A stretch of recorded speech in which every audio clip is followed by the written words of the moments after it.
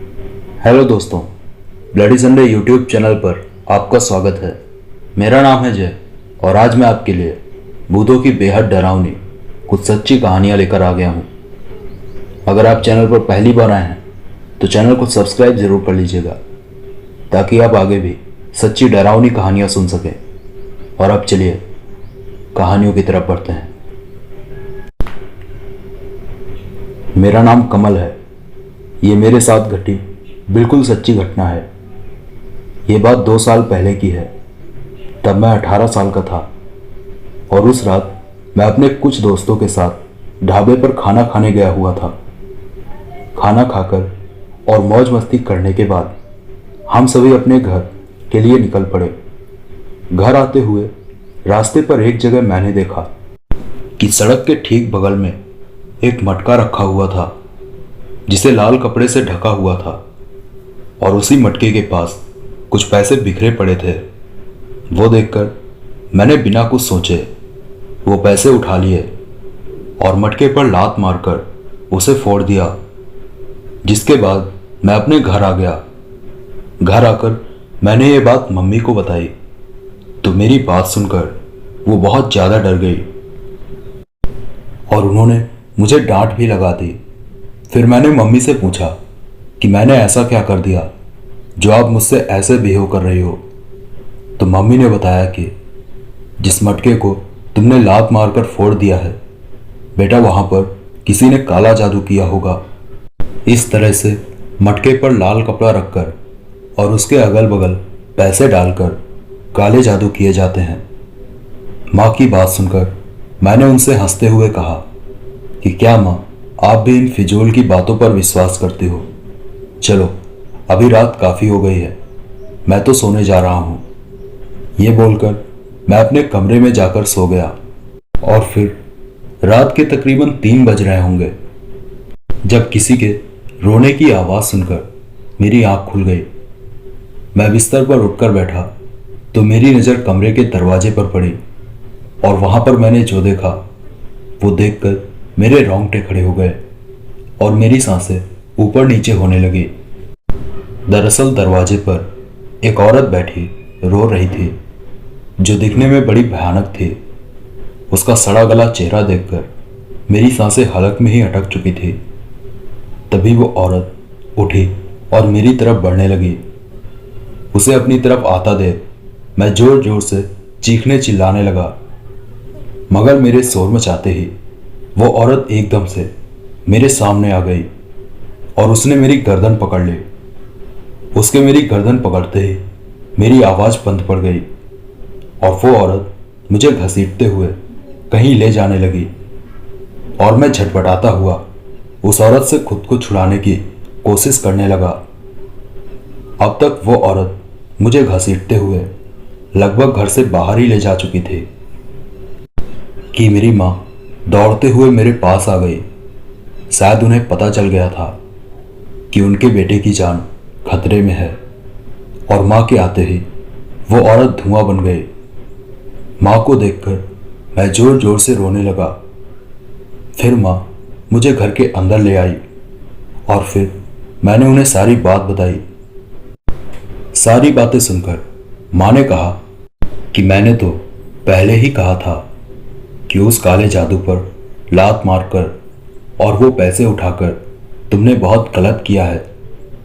ये साया उसी वजह से तुम्हारे पीछे पड़ा है। फिर मैंने माँ से मेरी गलती के लिए सॉरी बोला और सुबह होते ही माँ मुझे एक पंडित जी के पास ले गई और जब पंडित जी को माँ ने सारी बात बताई तो पंडित जी ने कहा कि काले जादू के साए बहुत ही खतरनाक होते हैं।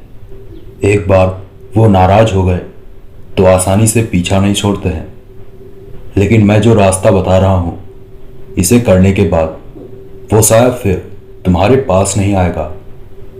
फिर पंडित जी ने एक धागा मेरे हाथ में बांधा और कहा कि ये मैं उस साये से तुम्हारी रक्षा के लिए दे रहा हूँ, लेकिन सिर्फ इसी से काम नहीं चलेगा। उस साये से बचने के लिए तुम्हें उसे खुश करना होगा। पंडित जी की बात सुनकर मैंने उनसे कहा कि पंडित जी, आप बताइए मुझे क्या करना होगा।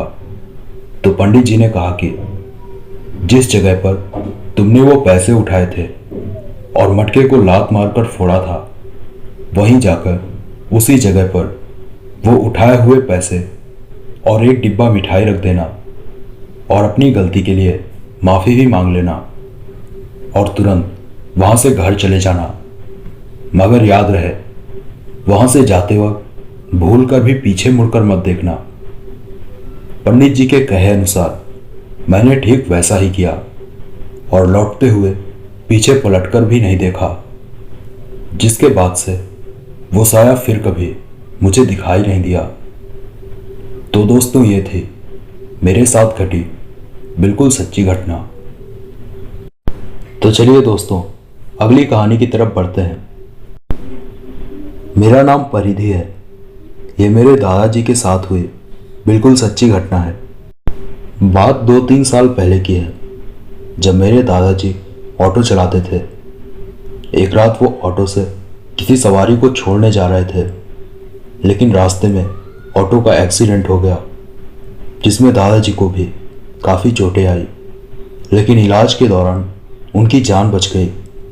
लेकिन जिस सवारी को दादाजी छोड़ने जा रहे थे, उसकी उसी एक्सीडेंट में मौत हो गई। ठीक होने के बाद उस सवारी के परिवार को मुआवजे के तौर पर दादाजी ने 50,000 रुपये भी दे दिए। फिर इसके एक हफ्ते बाद जब एक रात दादाजी सो रहे थे, तो सपने में उन्हें वही आदमी दिखा जिसकी एक्सीडेंट में मौत हो गई थी। सपने में उसने दादाजी से गुस्से से कहा कि तूने मुझे मेरे घर नहीं पहुंचाया, मुझे मेरे घर ले चल, वरना मैं तुझे नहीं छोड़ूंगा। सपने में वो देखकर दादाजी की एकदम से आंख खुल गई और वो जोर जोर से हाँफने लगे। तभी उनकी नज़र खिड़की पर पड़ी तो बाहर उन्हें कोई खड़ा दिखा। वो उठकर खिड़की के पास गए और जब उन्होंने बाहर देखा तो उनके रोंगटे खड़े हो गए। दरअसल बाहर वही आदमी खड़ा था। उसका चेहरा बहुत ही डरावना था। उसकी आंखें सफ़ेद थी और चेहरा बुरी तरह से कुचला हुआ था। वो फिर उसी अंदाज में दादाजी से वही बात बोला कि मुझे मेरे घर ले चल, वरना मैं तुझे नहीं छोड़ूंगा। इतना कहकर वो आदमी गायब हो गया। दादाजी वो देखकर बहुत ज़्यादा डर गए और भागकर कमरे से बाहर आ गए और घर के सभी लोगों को जगाकर उन्हें सारी बात बताई। लेकिन सबको यही लगा कि ये सब दादाजी का दिमागी वहम है। सबने दादाजी को समझाकर वापस कमरे में सोने के लिए भेज दिया। लेकिन दादाजी को उस आदमी की आत्मा ने पूरी रात परेशान किया। ऐसे ही करते करते 2-3 दिन बीत गए। उस आत्मा की वजह से दादाजी सो नहीं पाते थे, इसीलिए उनकी हालत दिन ब दिन खराब होती जा रही थी। धीरे धीरे वो पागलों जैसी हरकतें करने लगे थे और एक दिन तो उन्होंने खुद को कमरे में बंद करके खुदकुशी करने की भी कोशिश की। लेकिन दरवाज़ा तोड़कर पापा ने उन्हें ऐसा करने से रोक लिया। दादाजी को लेकर घर पर सभी परेशान थे। किसी को समझ नहीं आ रहा था कि क्या किया जाए। तभी एक दिन दादाजी की हालत और उनके रवैये को देखकर हमारे पड़ोसी दिवाकर अंकल ने पापा से दादाजी को पीर बाबा की दरगाह पर ले जाने को कहा। दिवाकर अंकल की बात पापा को भी ठीक लगी, तो वो उसी दिन दादाजी को पीर बाबा के दरगाह पर ले गए। वहाँ दादाजी ने पीर बाबा के दरगाह पर माथा टेका और पीर बाबा का ताबीज अपने हाथ में बांधा, जिसके बाद से दादाजी को वो आत्मा फिर कभी दिखाई नहीं दी और धीरे धीरे उनकी हालत में भी सुधार होने लगा। तो दोस्तों, ये थी मेरे दादाजी के साथ घटी बिल्कुल सच्ची घटना। तो चलिए दोस्तों, अगली कहानी की तरफ बढ़ते हैं। मेरा नाम सुजीत देशमुख है। आज मैं आपको मेरे साथ हुई बिल्कुल सच्ची घटना से रूबरू करवाने जा रहा हूँ। ये बात 4 महीने पहले की है। मैं अपने अंकल के घर पर एक सेलिब्रेशन पर गया हुआ था। सेलिब्रेशन खत्म होते होते रात के 12:30 बज गए थे। मेरा घर अंकल के घर के पास में ही पड़ता था, इसीलिए मैं रात में ही अपने घर वापस जाने लगा। मैं पैदल चलता हुआ अपने घर जा ही रहा था कि तभी मुझे रास्ते के किनारे एक आदमी सफ़ेद कपड़े पहने खड़ा दिखाई दिया और उसके सर पर कुछ बहुत ही अजीब सा रखा हुआ था। मुझे पूरा यकीन है कि वो किसी तरह की कैप बिल्कुल भी नहीं थी। वो वहाँ चुपचाप खड़ा था और किसी तरह की हरकत नहीं कर रहा था। खैर, मैंने उस पर ज़्यादा ध्यान नहीं दिया और रास्ते पर आगे बढ़ने लगा। लेकिन जैसे ही मैं उस आदमी के सामने से गुजरा तो वो भी मेरे साथ साथ आगे चलने लगा। वो देखकर मैं और तेज चलने लगा तो वो आदमी भी तेजी से चलकर मेरा पीछा करने लगा। तो मैंने सोचा कि रुककर इससे पूछ लेता हूँ कि ये मेरा पीछा क्यों कर रहा है। ये सोचकर मैं जैसे ही रुका तो वो आदमी भी एकदम से रुक गया। मैंने उस आदमी से पूछा कि तुम मेरा पीछा क्यों कर रहे हो। मैं भी उस आदमी से ये सब पूछ ही रहा था कि तभी मेरी नज़र उसके पैरों पर पड़ी तो मेरे पसीने छूट गए। दरअसल उस आदमी के पैर उल्टे थे और पूरा पीछे की ओर मुड़े हुए थे। वो देखकर मैं बहुत ज़्यादा डर गया और तुरंत मैंने रास्ते पर दौड़ लगा दी। भागते हुए वो आदमी भी मेरे पीछे भागता हुआ आ रहा था। उसे अपने पीछे आता देख मैंने भागने में अपनी पूरी जान लगा दी और तब तक नहीं रुका जब तक मैं अपने घर नहीं पहुंच गया। जब मैं घर पहुंचा तो मुझे इस तरह से हाँफता हुआ देखकर सब परेशान हो गए और सबके पूछने पर मैंने उन्हें सारी बात बताई, लेकिन किसी को मेरी बातों पर यकीन नहीं हुआ। खैर, फिर मैंने भी उन्हें यकीन दिलाने की ज़्यादा कोशिश नहीं की। तसल्ली तो मुझे इस बात की थी कि कैसे भी करके मेरी जान बच गई थी। तो दोस्तों, ये थी मेरे साथ घटी बिल्कुल सच्ची घटना। तो चलिए दोस्तों, अगली कहानी की तरफ बढ़ते हैं। मेरा नाम जिग्नेश है। ये मेरे और मेरे दोस्त सौरभ के साथ घटी बिल्कुल सच्ची घटना है। ये बात तब की है जब मैंने और सौरभ ने मिलकर जंगल घूमने का प्लान बनाया। हमने रात में ही जंगल में ले जाने के लिए हमारी ज़रूरत का सामान रखा और जंगल में कहाँ कहाँ घूमेंगे, क्या करेंगे, यही बातें करते हुए छत पर सोने के लिए गए और बिस्तर लगाने लगे। दरअसल मेरा और सौरभ का घर एक साथ लगकर ही है और हमारे घर की छतें भी आपस में जुड़ी हुई हैं। बिस्तर पर लेटने के साथ ही हमने कुछ देर बातें की और फिर बातें करते हुए हम दोनों कब सो गए पता ही नहीं चला। अगले दिन सुबह होते ही तकरीबन 9:30 बजे हम हमारी बाइक से जंगल घूमने के लिए साथ में निकले। मैं बाइक चला रहा था और सौरभ मेरे पीछे बैठा था। हम दोनों इधर उधर की बातें करते हुए मस्ती में जा रहे थे। दोपहर के करीब 3 बजे तक हम जंगल के अंदर ले जाने वाले रास्ते तक पहुंच चुके थे। उसी रास्ते के दूसरी तरफ हमें एक ढाबा नजर आया।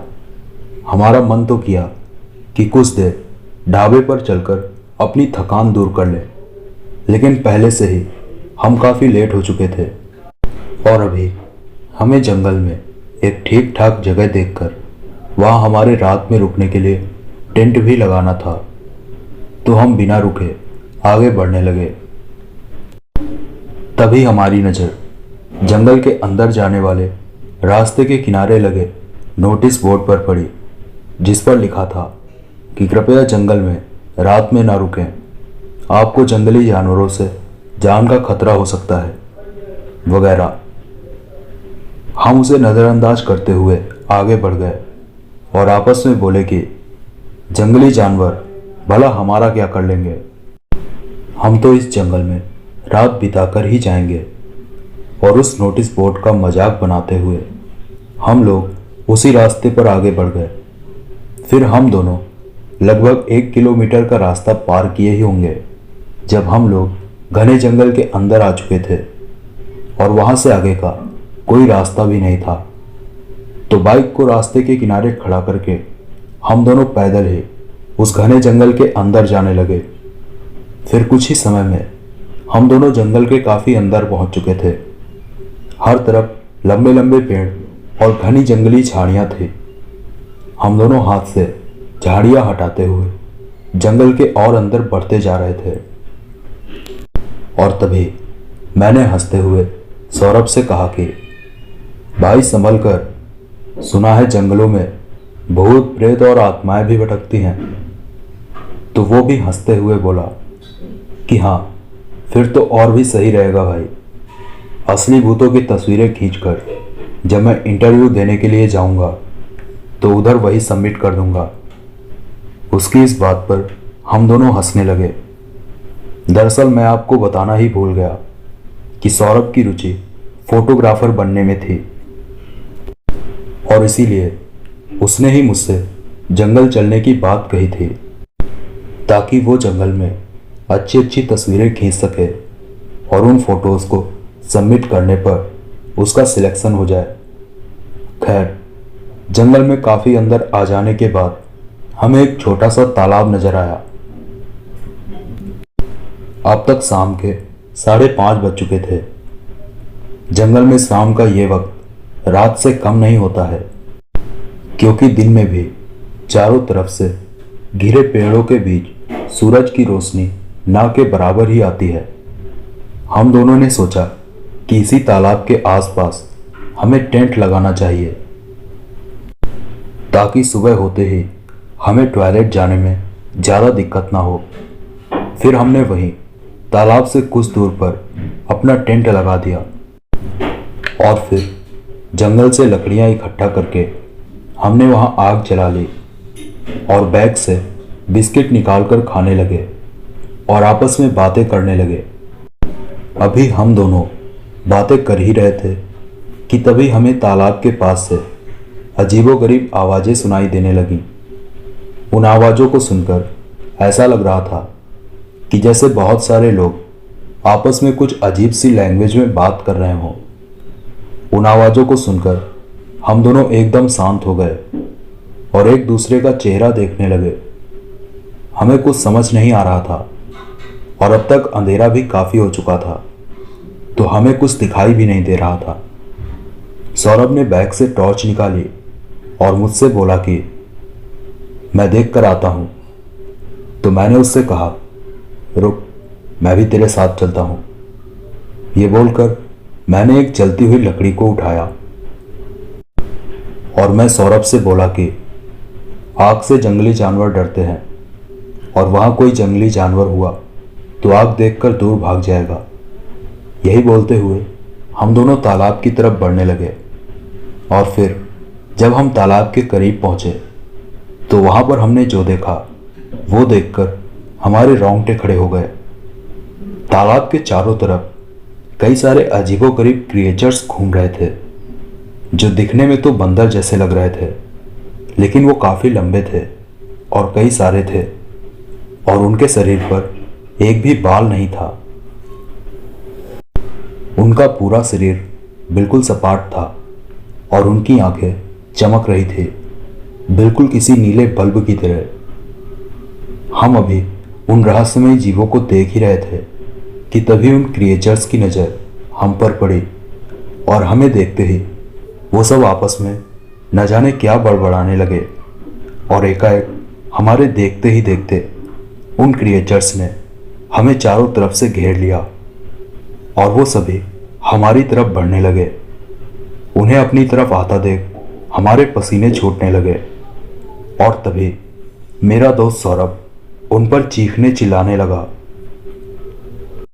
और उसने वहीं पास में पड़े पत्थर हाथ में उठाए और उन क्रिएचर्स पर पत्थर मारता हुआ उनकी तरफ दौड़ा। मैंने उससे उनके पास ना जाने से मना भी किया, लेकिन वो नहीं माना और जैसे ही वो मुझसे कुछ दूर आगे गया कि तभी वो क्रिएचर्स अपने असली रूप में बदल गए। और फिर तब उन खौफनाक जल पिशाचों को देखकर मेरी तो जैसे जान ही निकल गई। वो जल पिशाच इतने भयानक थे कि उन्हें देखकर हमारे पैरों के नीचे से जमीन ही खिसक गई। और फिर तभी सौरभ ने वहां से भागना शुरू कर दिया, लेकिन इससे पहले कि वो भाग पाता एक जल पिशाच ने उसकी गर्दन पकड़ ली। कि तभी सौरभ जोर जोर से रोने और गिड़गिड़ाने लगा और चीखता हुआ मुझे उसकी मदद के लिए बुलाने लगा। उस खौफनाक मंजर को देखकर मेरे तो जैसे हाथ पांव ही जम से गए थे और मेरा पूरा शरीर डर से कपकपा रहा था। लेकिन मैं हिम्मत जुटाते हुए वो जलती हुई आग लेकर उन जल पिशाचों की तरफ बढ़ने लगा।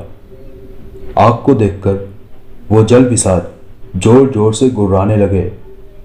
उनकी वो दिल दहला देने वाली गुर्राहट सुनकर मेरे पूरे शरीर से कंपकपी छूट गई और मेरा पूरा शरीर मानो बर्फ सा जम गया। और तभी वो जल पिशाच सौरभ को घसीटते हुए तालाब के अंदर ले गए। सौरभ जोर जोर से चीखे मारता हुआ गिड़गिड़ाया जा रहा था कि तभी उन जल पिशाचों ने उसे पानी के नीचे घसीट लिया और अगले ही पल पूरा तालाब खून से लाल हो गया और मेरा दोस्त सौरभ का कटा हुआ सर पानी में तैरने लगा। उसकी आंखों की पुतलियां गायब थी और तभी एक हाथ पानी के ऊपर आया और उसके कटे हुए सर को वापस पानी के अंदर ले गया। वो खौफनाक मंजर देखकर मेरी मरणतौल चीख निकल गई और चीखे मारता हुआ मैं वापस टेंट की तरफ भागा और टेंट से मैंने इकट्ठा की हुई लकड़ियों में से एक बड़ी सी लकड़ी निकाली और उस लकड़ी पर कपड़ा लपेटकर मैंने उसे मसाल की तरह तैयार किया और कई सारी लकड़ियां बैग में भरकर मैं जलती हुई मसाल लेकर मैंने फौरन पूरी जान लगाकर जंगल से भागना शुरू कर दिया। और तब तक नहीं रुका जब तक कि मैं अपनी बाइक तक नहीं पहुंच गया।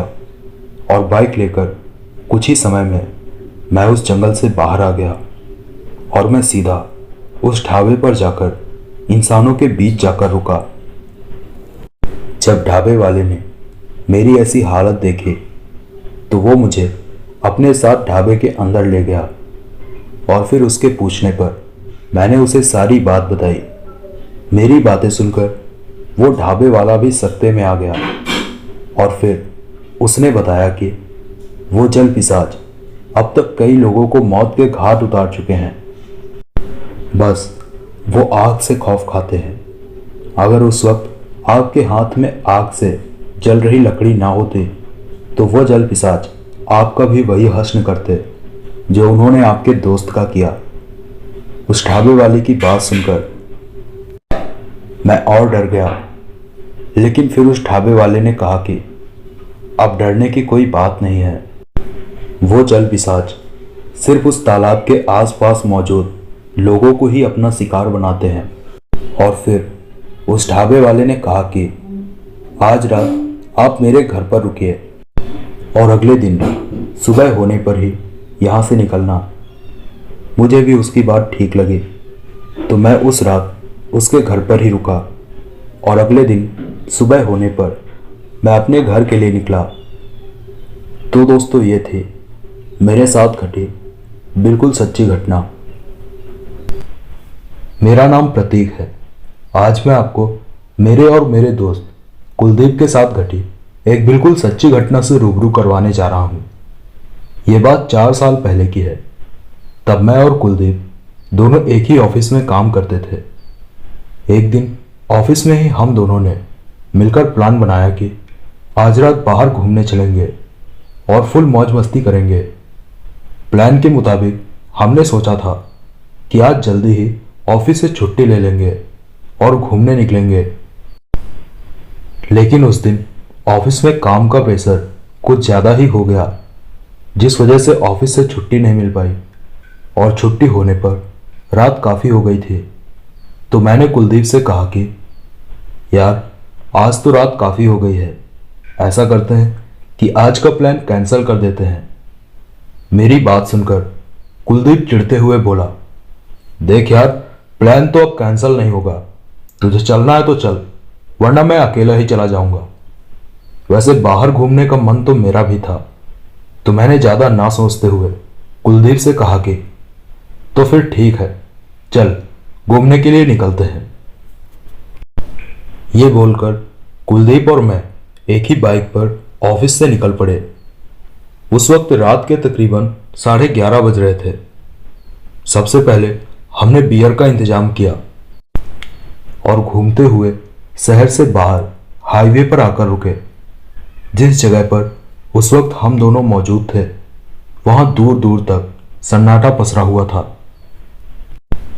और माहौल जमाने के लिए वो बिल्कुल सही जगह थी। तो बाइक को रास्ते के किनारे लगाकर हम दोनों वहां जमीन पर बैठ गए और कुलदीप बियर का ढक्कन खोलकर गिलास भरने लगा। फिर हम दोनों ने एक एक पैक लिया और इधर उधर की बातों में लग गए।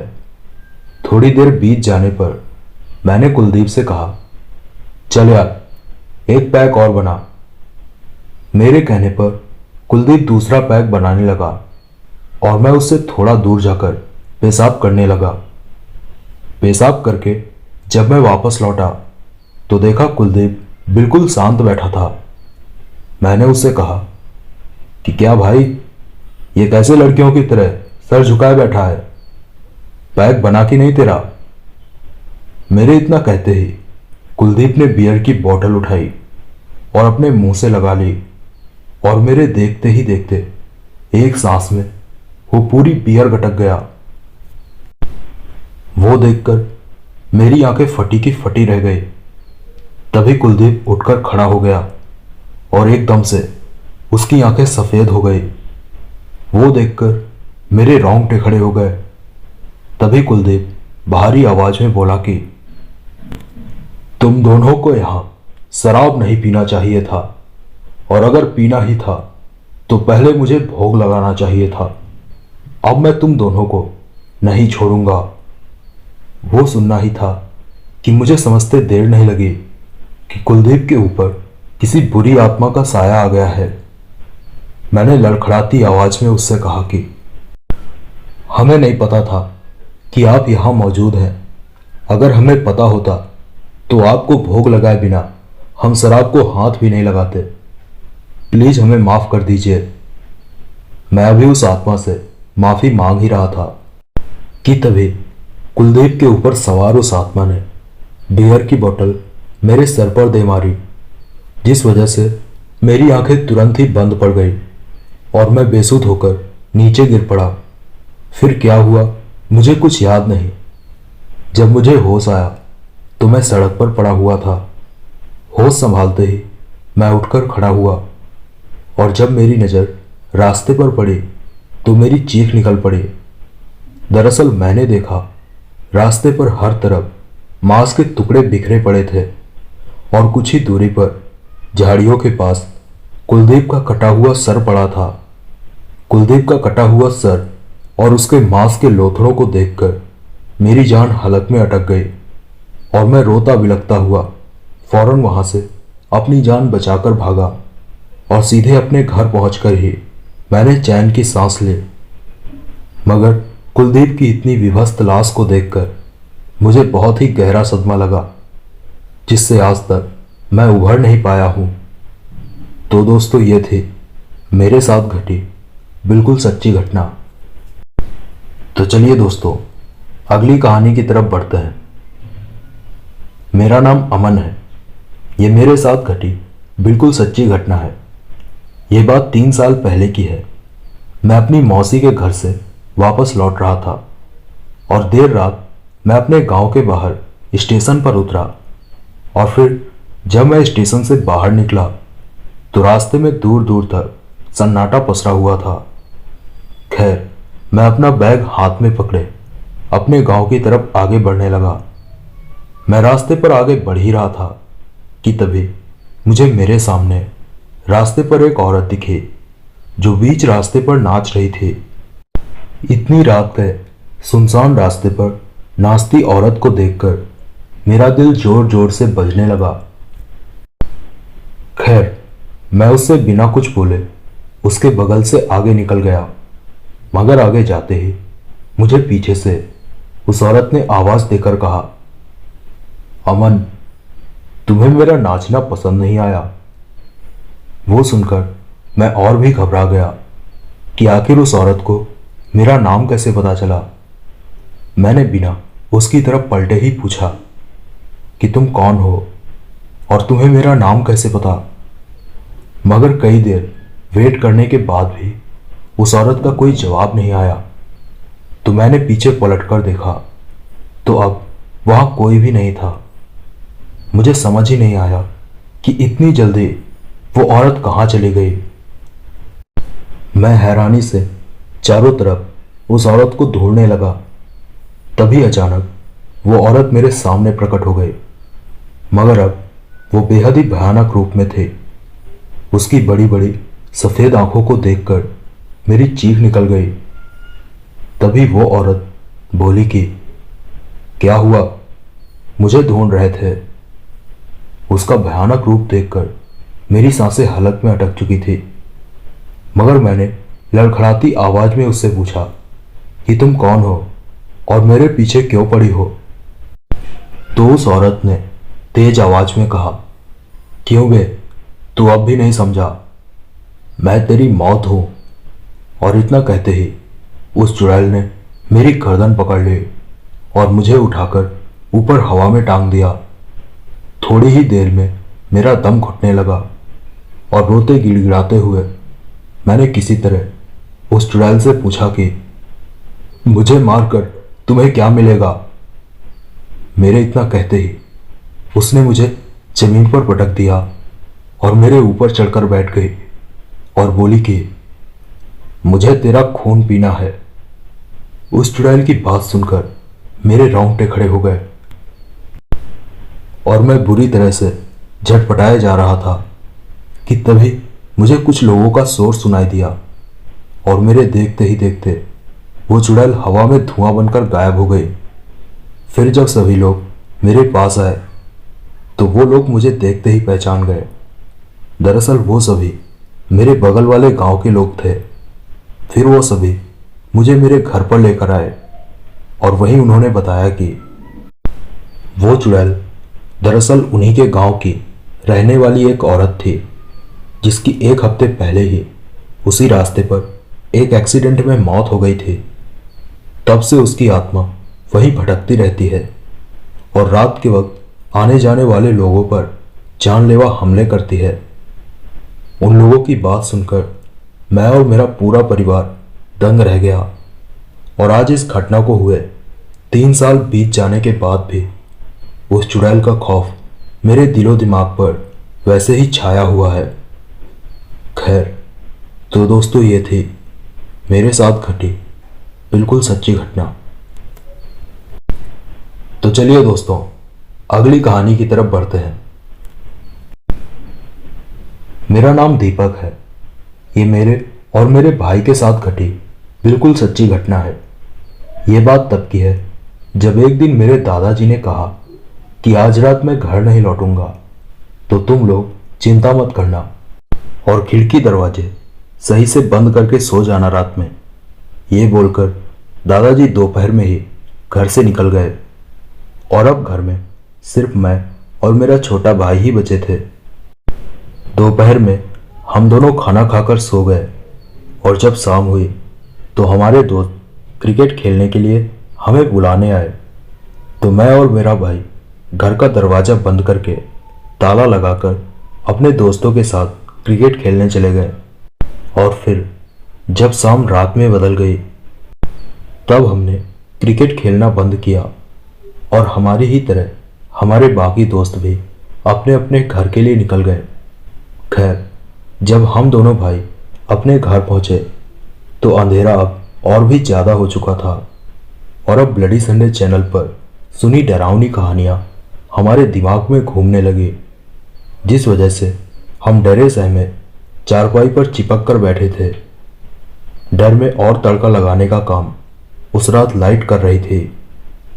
दरअसल उस दिन हमारे गांव की लाइट खराब हो गई थी, जिस वजह से हर तरफ अंधेरा ही अंधेरा फैला हुआ था। खैर, फिर बैटरी वाली टॉर्च लेकर मैंने घर के सारे खिड़की दरवाजे बंद किए और दोनों चारपाई पर लेटकर सोने की कोशिश करने लगे। पहले तो डर के मारे हमें काफ़ी देर तक नींद नहीं आई, और जब हमारी आंख लगी तभी दरवाजे पर किसी ने जोरों की दस्तक दी। दरवाजे पर हो रही दस्तक से हम दोनों भाई तुरंत उठकर बैठ गए और यही सोचने लगे कि दादाजी ने तो बोला था कि वो आज रात घर वापस नहीं आएंगे, तो फिर दरवाजे पर इस वक्त कौन होगा। हम दोनों अभी इसी सोच विचार में पड़े थे कि दरवाजे के उस ओर से दादाजी की आवाज़ आई, अरे बच्चों, क्या कर रहे हो, आकर दरवाज़ा खोलो। दादाजी की आवाज़ सुनकर हम दोनों ने राहत की सांस ली और हम दोनों दरवाज़ा खोलने के लिए भागे, मगर तभी दरवाजे के उस ओर से फिर से आवाज़ आई, बच्चों, दरवाज़ा खोलो जल्दी, वरना बहुत मार पड़ेगी। वो आवाज़ सुनकर हम दोनों एकदम से रुक गए। दरअसल दरवाजे के उस ओर जो कोई भी था वो हूबहू मेरे दादाजी की आवाज़ निकालने की कोशिश कर रहा था, मगर उसकी आवाज़ से हमें पता चल गया कि ये हमारे दादाजी नहीं हैं। और कंफर्म करने के लिए जब मैंने और मेरे भाई ने खिड़की से बाहर झांक कर देखा तो हमारे रोंगटे खड़े हो गए और हमारा पूरा शरीर पसीने से लथपथ हो गया। दरअसल हमने खिड़की से देखा कि दरवाजे के पास एक 7-8 फीट का लंबा सा जीव खड़ा था, जिसका सर हिरण के जैसा था और आंखें लाल बल्ब की तरह चमक रही थी, और उसके शरीर पर बड़े बड़े बाल थे। हमें खिड़की से झांकता देखकर वो जीव एक ही छलांग में खिड़की पर आकर लटक गया। वो देखकर हम दोनों 4 कदम पीछे हटकर जमीन पर गिर पड़े और जोर जोर से चीखने चिल्लाने लगे, और वो जीव खिड़की से अंदर आने की कोशिश करने लगा, लेकिन खिड़की पर लगे मजबूत लोहे के सरियों की वजह से वो अंदर नहीं आ पा रहा था। वो देखकर हम दोनों जल्दी से उठे और कमरे के अंदर भाग गए और दरवाज़ा अंदर से बंद कर लिया। कुछ देर वो क्रिएचर खिड़की तोड़ने की कोशिश करता रहा, मगर फिर उसने गुस्से से कहा, कमीनो, आज तो मैं जा रहा हूँ, मगर मैं फिर आऊँगा और तुम दोनों को कच्चा चबा जाऊँगा। वो सुनकर हम दोनों जोर जोर से रोने बिलखने लगे, मगर इतना कहकर वो जीव गया नहीं। कभी उसके चलने की आवाज़ घर की छत पर सुनाई देती, तो कभी वो जोर जोर से घर का दरवाज़ा पीटने लगता, और वो पूरी रात घर के अंदर आने की कोशिश करता रहा। और जब सुबह हुई तो दादाजी घर पर आए और दरवाज़ा खोलने के लिए आवाज़ दी। उनकी आवाज़ सुनकर हम दोनों भागकर खिड़की के पास पहुँचे, और जब हमने बाहर झांक कर देखा तो दादाजी घर के बाहर खड़े थे। दादाजी को देखकर हमारी जान में जान आई और हमने जल्दी से दरवाज़ा खोला। दरवाज़ा खोलते ही दादाजी घर के अंदर आए, मगर जब उन्होंने हमें इस तरह रोता बिलखता हुआ देखा तो वो काफ़ी परेशान हो गए, और उन्होंने हम दोनों से कहा कि क्या हुआ बच्चों, तुम इस तरह से रो क्यों रहे हो। दादाजी के पूछने पर हमने उन्हें सारी बात बताई। सारी बातें सुनकर दादाजी भी दंग रह गए, और फिर उन्होंने बताया कि बच्चों, मैंने तुम्हें यह बात इसीलिए नहीं बताई थी कि तुम लोग अभी बहुत छोटे हो और ये बात जानकर बुरी तरह से डर जाओगे। फिर आगे दादाजी ने बताया कि दरअसल जिसने तुम पर कल रात हमला किया वो एक वेंडिगो है जो पास के जंगलों में रहता है। वो आदमखोर शैतान बेहद ही ताकतवर होता है और किसी इंसान या जानवर की आवाज़ आसानी से निकाल लेता है, और हाथ है शिकार को वो कच्चा ही चबा जाता है। इसीलिए मैंने तुमको खिड़की और दरवाजे सही से बंद करने को कहा था। दादाजी की बात सुनकर एक बार फिर हम दोनों भाइयों के रोंगटे खड़े हो गए। हमें बुरी तरह से डरा सहमा देखकर दादाजी ने कहा, डरो मत, दिन में वो शैतान बाहर नहीं निकलता है, मगर रात होते ही वो अपने शिकार की तलाश करता है। इसीलिए रात होने से पहले ही घर के खिड़की दरवाजे बंद कर लेना। दादाजी ने जैसा जैसा बताया हमने वैसा ही किया और फिर कभी दोबारा मुझे या मेरे भाई को वो आदमखोर शैतान फिर कभी दिखाई नहीं दिया। तो दोस्तों, ये थी मेरे और मेरे भाई के साथ घटी बिल्कुल सच्ची घटना। तो चलिए दोस्तों, अगली कहानी की तरफ बढ़ते हैं। दोस्तों, मैं जिस फ्लैट में रहता हूँ उसी के बगल में आशुतोष का फ्लैट है। दोस्तों, यह घटना लगभग 20 साल पुरानी है। आशुतोष और उनकी पत्नी एक शादी समारोह में गए हुए थे। शादी समारोह से लौटने में उनको काफ़ी रात हो गई। जब वो दोनों अपनी कार से लौट रहे थे तभी रास्ते में एक चौराहे पर एक चुड़ैल लगभग 16 साल की लड़की का रूप बनाकर उनकी गाड़ी के सामने हाथ जोड़कर लिफ्ट मांग रही थी। ये देखकर आशुतोष की पत्नी ने आशुतोष से कहा कि इस लड़की को बैठा लो, शायद किसी परेशानी में है। लेकिन आशुतोष ने मना कर दिया और कहा कि हमें इन सब लफड़ों में पड़ना नहीं चाहिए। लेकिन पत्नी के काफ़ी जिद करने पर आशुतोष ने गाड़ी रोक दिया। तभी वो लड़की गाड़ी के पास आई और रोने लगी। तो आशुतोष की पत्नी ने कहा, क्या बात है बेटी?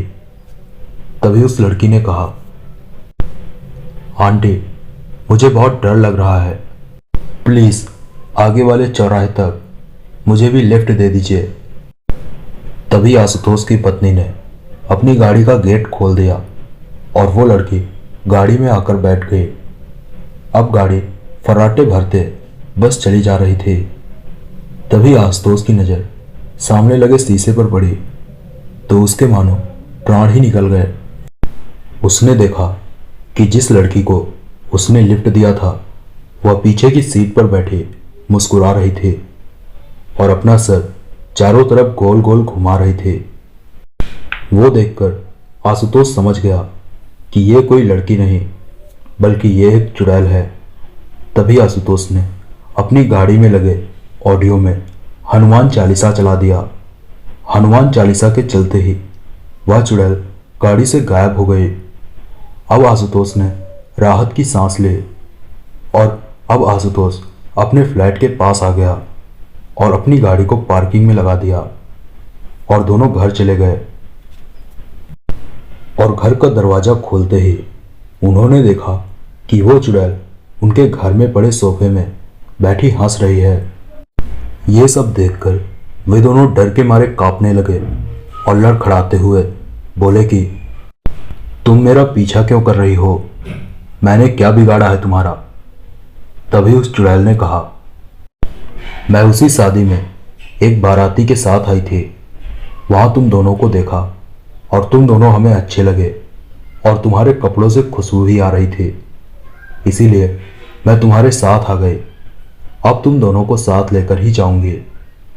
इतना कहते ही वो अपने असली रूप में आ गई। उसके बाल खुले हुए थे और उसके चेहरे पर नाक ही नहीं थी और भौहों के बाल इतने बड़े थे कि उसकी आंखें दिखाई ही नहीं दे रही थी और उसके हाथ और पैरों के नाखून तकरीबन 3-4 इंच लंबे थे। अब वो चुड़ैल आशुतोष की पत्नी को मारने के लिए अपना हाथ उसकी तरफ बढ़ाया और उसका मांस अपने लंबे लंबे नाखूनों से नोच नोच कर खाने लगी। तभी आशुतोष ने अपने मोबाइल में हनुमान कवच का पाठ चला दिया और वह चुड़ैल वहां से भाग गई। सुबह होते ही वे दोनों उसी कार में बालाजी धाम गए और वहां के पुजारी से सारी आप बीती बताई।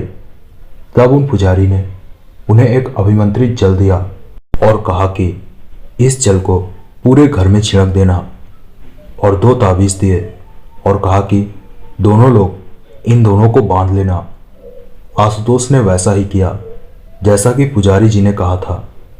तब से वो चुड़ैल फिर उन्हें कभी दिखाई नहीं दी और वे दोनों चैन से रहने लगे। तो दोस्तों, ये थी आशुतोष और उसकी पत्नी के साथ घटी बिल्कुल सच्ची घटना।